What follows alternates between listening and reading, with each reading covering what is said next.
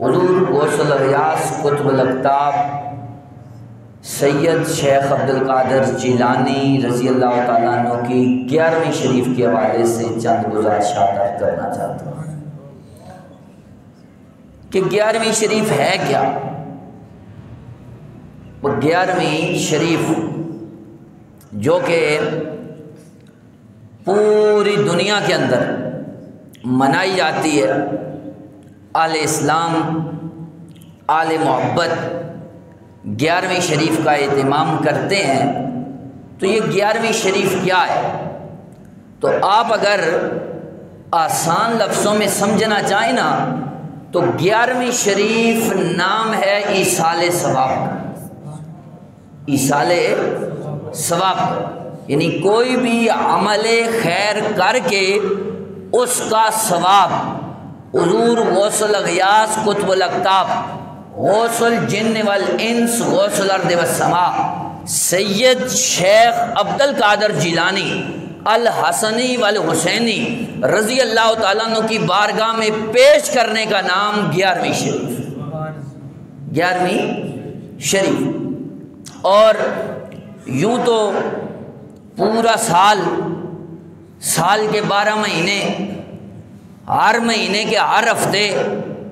ہفتے کے ہر دن جب آپ چاہیں 11ویں شریف کریں، عمل خیر کریں، اس کا ثواب حضور غوث پاک کو پہنچائیں، تو یہ ایک 11ویں شریف ہے، آپ کا عمل درست ہے۔ لیکن خصوصاً بالخصوص ہر مہینے کی 11 تاریخ کو بھی لوگ 11ویں شریف کی محفل کرتے، جس کو مطلقاً 11ویں شریف کہا جاتا ہے۔ اور 11 ربیع الثانی کو یہ جو مہینہ جا رہا ہے، اس کی 11 تاریخ کو پورے عالم اسلام میں لوگ حضور غوث پاک کے ایصال ثواب کے لیے محفل کرتے ہیں، جسے بڑی 11ویں شریف کا نام دیا جاتا ہے۔ یعنی ہر مہینے کریں تو وہ مطلقاً 11ویں ہوگی، اور ربیع الثانی کی 11 کو کریں تو یہ بڑی 11ویں شریف ہوگی۔ یعنی بعض حضرات اس کو یوں بھی تعبیر کرتے ہیں ہر مہینے کرے تو وہ چھوٹی 11ویں ہوتی جی، لیکن نا میں یہ نہیں کہتا ہوتا، اس وجہ سے کہ 11ویں چھوٹی نہیں ہوتی، 11ویں چھوٹی نہیں ہوتی، اس لیے کہ نسبت دیکھی جاتی، پر جس چیز کی نسبت بڑوں سے ہو جائے نا وہ بڑی ہو جاتی، وہ بڑی ہو جاتی۔ 11ویں شریف ایصال ثواب ہے، ہدیہ ہے جو غوث پاک کی بارگاہ میں پیش کیا جاتا ہے، اور جو چیز بارگاہ غوثیت میں آپ میں پیش کر دی جائے وہ چھوٹی نہیں رہتی، وہ بڑی ہو جاتی، وہ بڑی ہو جاتی۔ دیکھیں نا ہمارا جو مذہب ہے نا، مسلک ہے، آج بندر بانٹ ہے، یعنی کسی نے صحابہ کو لیا ہوا ہے، اہل بیت کو چھوڑا ہوا ہے، کسی نے اہل بیت کو لیا ہوا ہے، صحابہ کو چھوڑا ہوا ہے۔ ہمارا مسلک نام ہی ادب کا ہے کہ ہم رسول اللہ کا ادب بھی کرتے ہیں، صحابہ کا ادب بھی کرتے ہیں، اہل بیت کا ادب بھی کرتے ہیں، اور رب کے ولیوں کا بھی آپ ادب کرتے ہیں جی، ہم ادب والے لوگ۔ تو ادب کیا ہے؟ اب 11ویں شریف کہہ لیں آپ، ٹھیک ہے، چھوٹی نہ کہ، چھوٹی نہ کہ۔ ایک دن میں نے بندے کو کہا، وہ مجھے کہنے لگا بھائی چھوٹی 11ویں کہنے سے بندہ اہل سنت سے خارج ہو جاتا ہے؟ میں نے کہا نہیں ہوتا، یہ کہنے سے اہل سنت سے خارج نہیں ہوتا، لیکن کہنا نہیں چاہیے۔ بعض باتیں نا ہم یہ لوگوں کو کہتے تھے جو بڑے مفکر ہیں نا، ان کو بھی، بھائی یہ باتیں کہنے سے اگرچہ بندہ اہل سنت سے خارج نہیں بھی ہوتا تو یہ نہیں کہنی چاہیے، یہ نہیں کہنی چاہیے، یہ مناسب نہیں ہے جی۔ دیکھیں نا ہم جب پڑھتے تھے نا حدیث پاک، طالب علم تھا میں، تو ہمارے اساتذہ ہمیں پڑھاتے تھے بھائی عام بندہ جو ہے اس کا یہ دایاں ہاتھ، یہ دایاں ہاتھ اور یہ بایاں ہاتھ، لیکن جب ہاتھوں کا تذکرہ کرے نا رسول اللہ کے دستان مقدس کا، حضور کے ہاتھوں کا، تو ہمارے اساتذہ کہتے تھے بھائی حضور کا یہ بھی دایاں ہے، حضور کا یہ بھی دایاں ہے، حضور کا یہ بھی دایاں ہے، حضور کے دونوں ہاتھ دائیں ہیں۔ حضور کا بائیں ہاتھ نہیں کہا جاتا، ادب یہ ہے۔ بلکہ نا ایک مثال اور دیکھ لیں، ہمارے اساتذہ ہمیں پڑھاتے تھے، بھائی بندہ ایسے کرتا ہے کہ کسی کی اصلاح چاہتا ہو، بھلائی چاہتا ہو، جی خیر خائی کا طالب ہو، تو اس وقت نا بندہ اس کے لیے دعا کرتا ہے، اس کے لیے دعا کرتا ہے۔ تو یہ دعا ہوتی، یہ دعا ہوتی۔ بعض اوقات بندہ کہتا ہے جی کہ یہ غرق ہو جائے، یہ تباہ ہو جائے، جی اس کا ستیہ ناش ہو جائے، کوئی بھی الفاظ آپ کہہ لیں تو اس کو عرف میں بد دعا کہا جاتا ہے، عرف میں اس کو بد دعا کہا جاتا ہے۔ ہمارے اساتذہ ہمیں کہتے تھے، فرماتے تھے پر جب عام بندوں کی بات ہو تو بے شک آپ کہیں کہ بھئی یہ دعا ہے، یہ بد دعا ہے، یہ دعا ہے، یہ بد دعا ہے، لیکن جب اس کی نسبت حضور کی طرف ہو جائے نا، پھر ایسے نہیں کہنا، پھر ایسے نہیں کہنا۔ آپ یعنی اگر حضور نے کسی کے حق میں دعا کی تو یہی کہیں بد دعا کی ہے، اور اگر جس کو عرف میں دوسرے بندوں کے لیے ہم بد دعا کہتے ہیں نا، اگر اس کو کہنا ہو نا تو یوں کہنا چاہیے کہ حضور نبی کریم صلی اللہ علیہ وسلم نے فلاں کے خلاف دعا کی، فلاں کے خلاف دعا کی ہے، یعنی بد کا لفظ حضور کے لیے استعمال نہیں کرنا، یہ ادب ہے۔ اس لیے نا ہم ان کو بھی کہتے تھے، میں نے کہا ایسے نہ کرو، دیکھو تم پڑھے لکھے ہو، ضائع ہو جاؤ گے، بچے ہو ہمارے، ہم آپ کو یہ نہیں کہتے کہ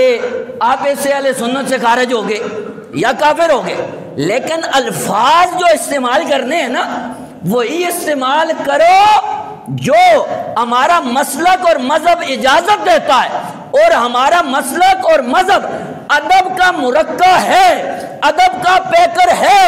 اسی وجہ سے اقبال نے کہا تھا کہ خاموش ہے دل، بڑی محفل میں چلانا نہیں اچھا، ادب پہلا کرینہ ہے محبت کے کرینوں۔ نعرہ تکبیر، نعرہ رسالت، نعرہ تحقیق، نعرہ حیدری، نعرہ غوثیہ۔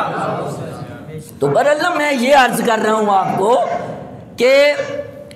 وہ حضور غوث پاک کی طرف جب نسبت ہو گئی تو پھر چھوٹی نہیں رہی ہے۔ پھر 11ویں شریف آپ کہہ لیں ہر مہینے میں جو اصال ثواب کرتے ہیں،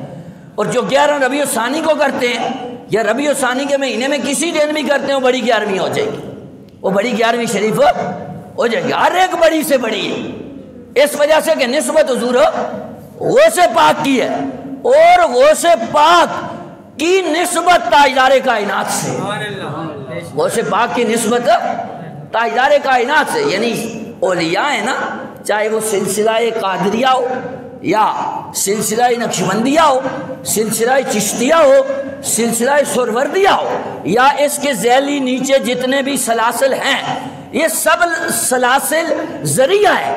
واسطہ ہے، راستے ہیں رسول اللہ صلی اللہ علیہ وسلم تک پہنچنے کا۔ یہ سارے اولیاء آپ کو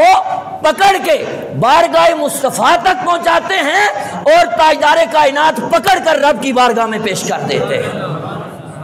تو حضور غوث پاک کی طرف نسبت ہوگی، یہ بڑی 11ویں شریف۔ تو میں عرض یہ کر رہا تھا کہ 11ویں شریف کوئی عجوبہ نہیں ہے، کوئی انہونی شے نہیں ہے،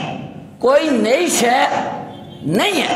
بلکہ دوسرے الفاظ میں جو ایصال ثواب کیا جاتا ہے،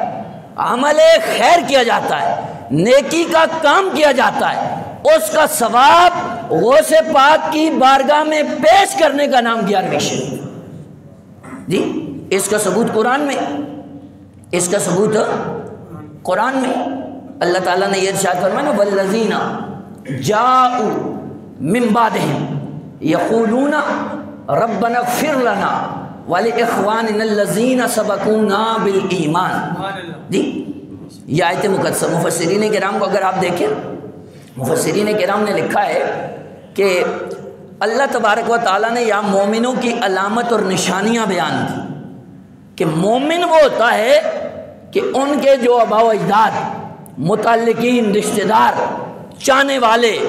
ان کے محب، ان کے محبوب جو دنیا سے چلے گئے ہیں، وہ ان کے لیے دعائیں مغفرت کرتے ہیں، وہ ان کے لیے دعائیں مغفرت کرتے ہیں، ثواب ان کو پہنچاتے ہیں عمل خیر کر کے، اور یہ کہتے ہیں اے بار الہ ہمارے ان بھائیوں کی مغفرت فرما، ان کی بخشش فرما جو ایمان کے ساتھ دنیا سے چلے گئے۔ جی یہ دعا کی جاتی، یہی دعا ایصال ثواب ہے، اور یہی دعا 11ویں شریف، یہی دعا 11ویں شریف۔ ایسے تو نہیں ہو سکتا نا اور دوسرے بندوں کے لیے آپ کریں ایصال ثواب ہے جی، اور غوث پاک کے لیے کریں تو ایصال ثواب نہیں ہے، غوث پاک کے لیے بھی ایصال ثواب ہے، تو اسی کو ٹائٹل عنوان 11ویں کا دیا جاتا ہے، یہ بھی ایصال ثواب ہے۔ صرف فرق یہ ہے کہ آپ جب دعا کرتے ہیں جس کے لیے کر رہے ہیں، کبھی آپ کی دعا سے اس کی بخشش ہوتی ہے، اور کبھی ایسے ہوتا ہے کہ وہ بخشا ہوتا ہے غوث پاک کی طرح، بخشا ہوتا ہے شیخ شہاب الدین سہروردی کی طرح، وہ بخشا ہوتا ہے امام ربانی مجدد الفسانی شیخ احمد فاروقی سرہندی کی طرح، وہ بخشا ہوا ہوتا ہے شہنشاہ چشت اہل بیت خواجہ معین الدین چشتی اجمیری کی طرح۔ جب بندہ اس کے لیے دعا کرتا ہے تو رب تعالیٰ اس کے تصدق سے دعا کرنے والے کی بخشش فرما دیتا ہے۔ نعرہ تکبیر، نعرہ رسالت، نعرہ تحقیق، نعرہ حیدری، نعرہ غوثیہ، تاجدار ختم نبوت زندہ باد۔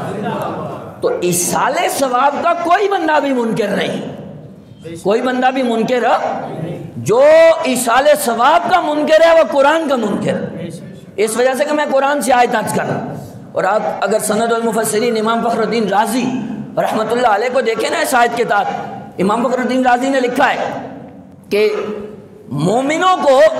دوسرے مومنوں کے لیے دعا کرنی چاہیے، اور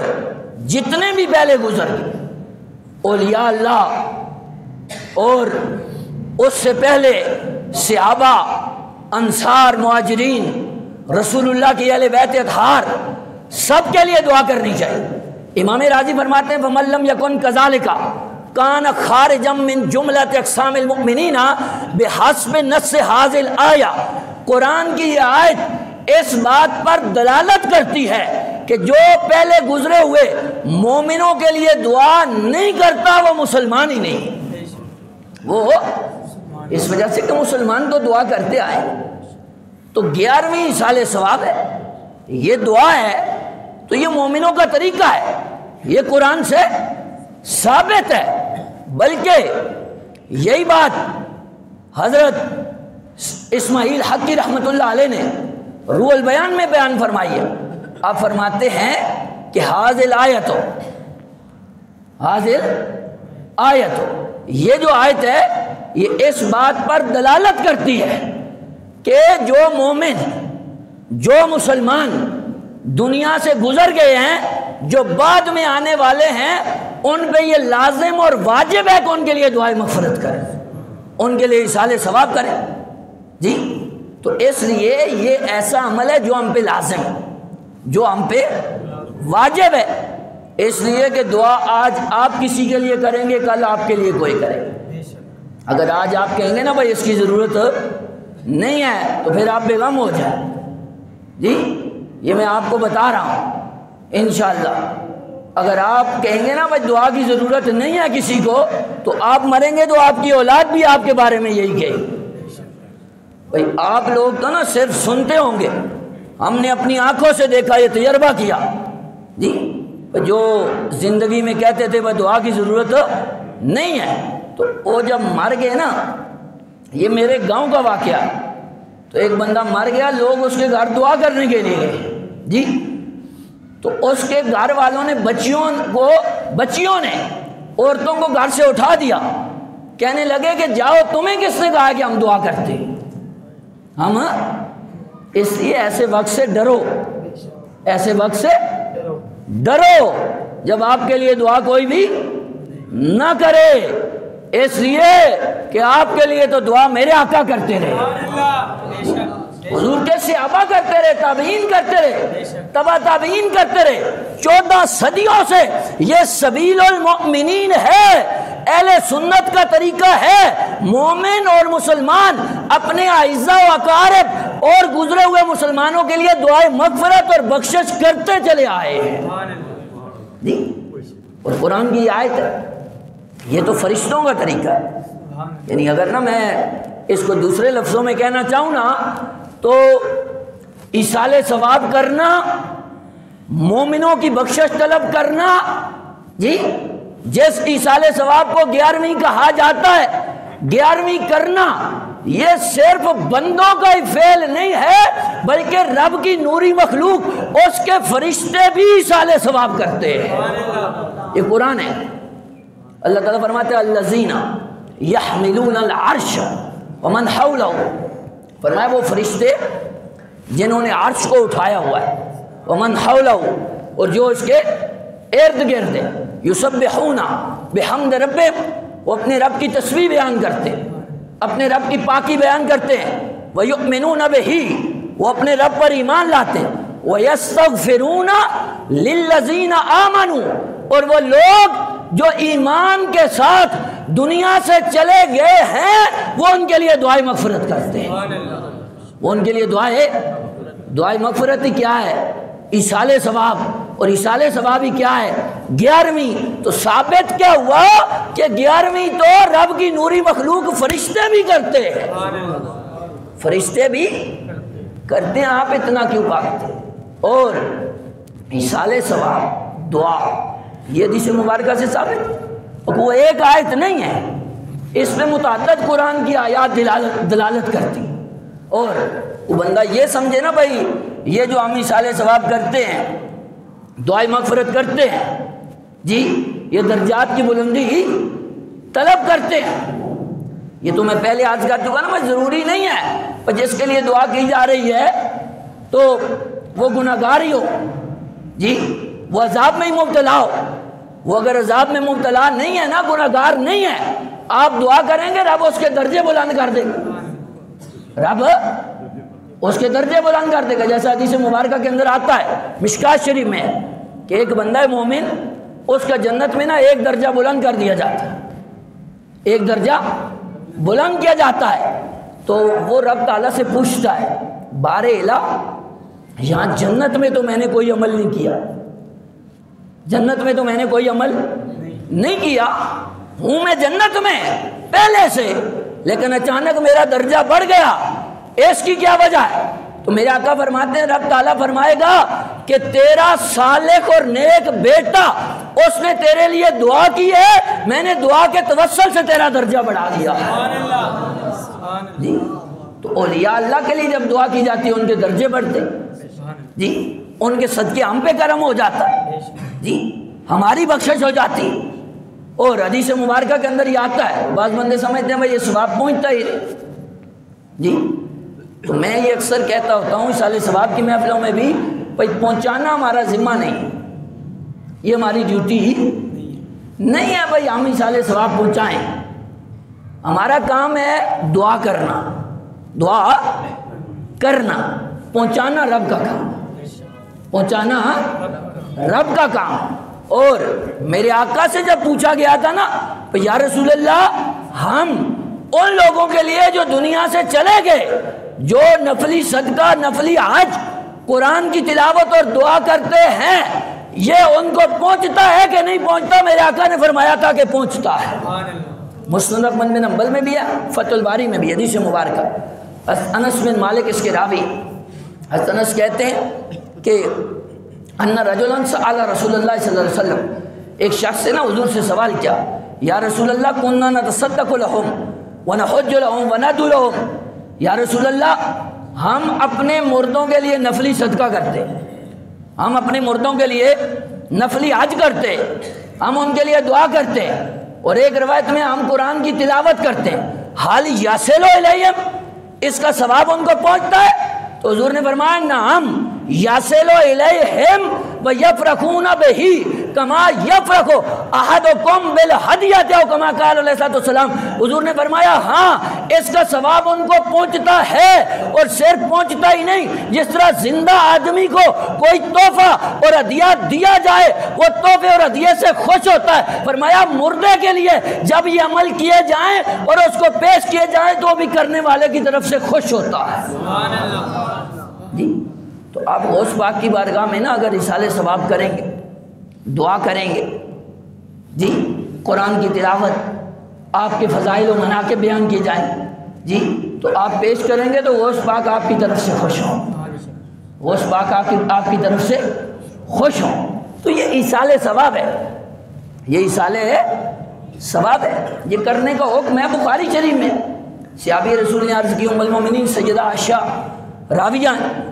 اب فرماتی صحابی رسول نے آگے عرض کی، یا رسول اللہ میری والدہ فوت ہو گئی،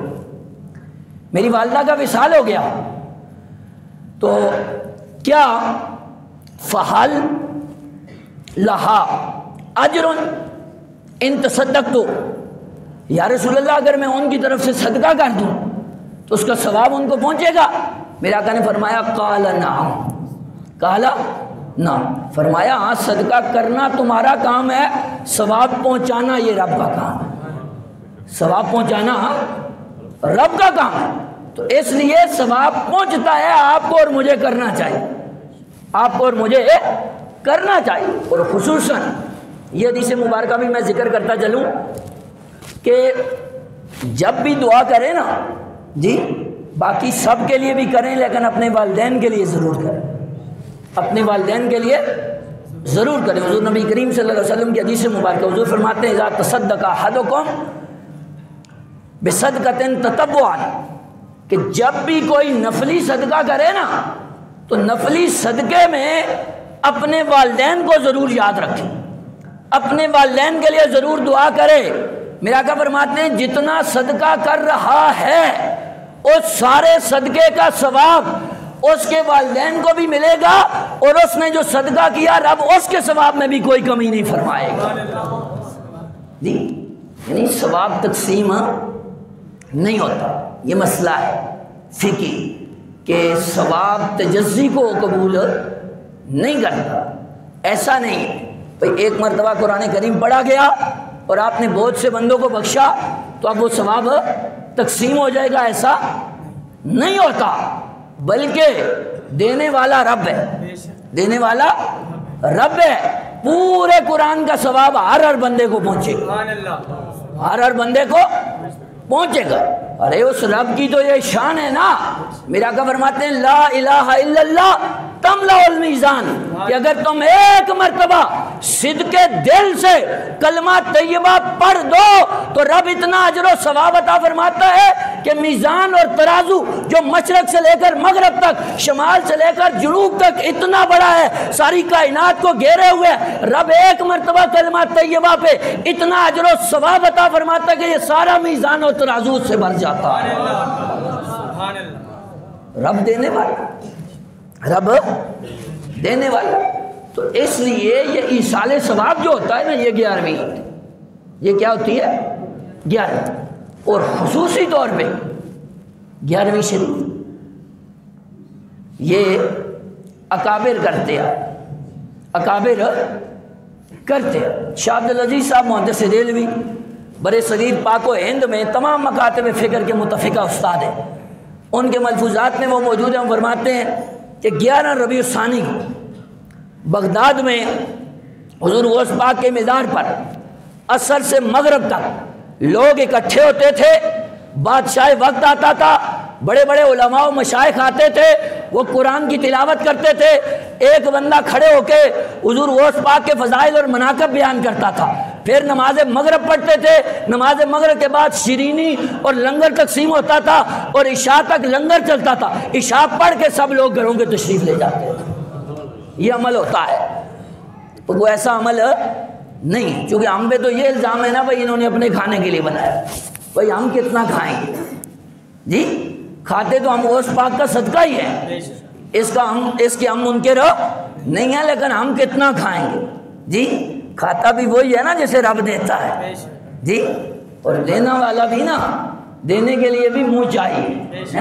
حضرت فرماتے ہیں کون دیتا ہے دینے کو منہ چاہیے، دینے والا ہے سچا ہمارا نبی۔ حضور دیتے، حضور کے صدقے اولیاء دیتے، اور یہ سب رب کے صدقے میں دیتے، یعنی رب کے اذن اور رب کی اجازت سے دیتے ہیں۔ تو اس لیے یہ طریقہ چلتا ہے۔ شیخ محقق شیخ عبدالحق محدث دہلوی رحمۃ اللہ تعالی علیہ، یہ بھی متفقہ بندے ہمارے برے صغیر پاک و ہند کے، آپ نے یہ بات لکھی، آپ فرماتے ہیں وقت اشتہارا فی دیارنا ھذا اليوم الحادی حشرہ وهو المتعارف عند مشائخنا من اہل الہند من اولادہ ما ثبت من السنہ کے اندر ہے۔ وہ فرماتے ہیں 11 ربیع الثانی کا دن، یہ جو مہینہ چل رہا ہے اس کی 11 تاریخ گزر گئی، فرمایا اس 11 ربیع الثانی کا دن ہمارے برے صغیر پاک و ہند میں، ہندوستان میں مشہور ہے کہ غوث پاک کی جتنی بھی اولاد ہے 11 ربیع الثانی کو وہ غوث پاک کی 11ویں کرتے، وہ غوث پاک کی 11ویں کرتے تھے۔ اور شیخ امان اللہ پانی پتی نے تو بڑی عجیب بات لکھی، آپ فرماتے ہیں کہ جب حضور غوث پاک رضی اللہ تعالیٰ عنہ کی 11ویں شریف کی محفل ہو نا تو اس میں ضرور شرکت کیا کرو، اس میں ضرور شرکت کیا کرو۔ کیوں؟ وہ کہتے ہیں اس لیے کہ محفل 11ویں میں رب کی رحمتوں کا نزول ہوتا ہے، اور رب کی رحمتوں کا اتنا نزول ہوتا ہے کہ خود رحمت للعالمین اس محفل میں جلوہ فرما ہوتے ہیں۔ شیخ امان اللہ پانی پتی نے لکھا، جی ان کو بھی وہ حضرات مانتی، تو ہم یہ کہتے ہیں بس صرف بندوں کو نہ مانو نا، بندوں کی بھی مانو نا وہ جو کہہ رہے ہیں، جی ہم کو اوپر سے تو نہیں لا رہے نا بھائی، ہم نے چھپا کے رکھی ہوں باتیں، نکالیں کتابوں میں لکھی ہوئی چھپی ہوئی ہیں، جی۔ اور اس میں ایک بات اور عرض کرتا ہوں کہ غوث پاک کی 11ویں یہ ایسی محفل ہے کہ جس میں مولا علی تشریف لاتے ہیں، جس میں حضرت ویسے کرنی تشریف لاتے ہیں۔ شاہ ولی اللہ محدث دہلوی نے لکھا